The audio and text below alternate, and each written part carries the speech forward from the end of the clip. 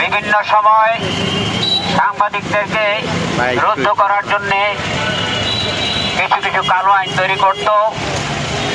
বর্তমান সরকারের ইউনূস সরকারের আমলে তার চেয়ে বহু বহু গুণ বেড়ে গেছে সাংবাদিক নির্যাতন।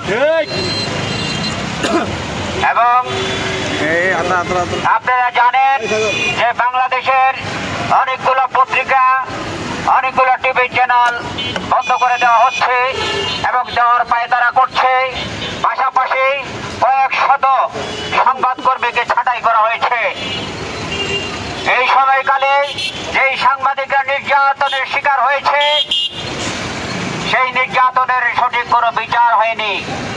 সরকার এই বিষয়গুলো আমলে নিচ্ছে না।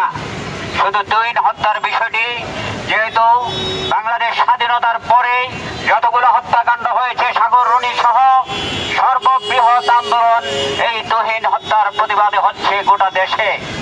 তাই সরকারের একটু টনক নড়েছে, সাংবাদিকদেরকে চিনতে পেরেছে। আপনারা জানেন গণতন্ত্র রক্ষায় সাংবাদিকতার বিকল্প নেই, সংবাদ মাধ্যমের বিকল্প নেই। এই দেশে গণমাধ্যম কর্মী এবং গণমাধ্যমগুলো নিগৃহীত হবে, অবরুদ্ধ থাকবে, সেই দেশ কখনো সুশৃঙ্খল ভাবে চলতে পারে না। তাই জাতির বিবেক খ্যাত সাংবাদিকদেরকে বিভিন্নভাবে নির্যাতন, হয়রানি, মিথ্যা মামলায় হত্যা করে তোমরা পার পাবে না।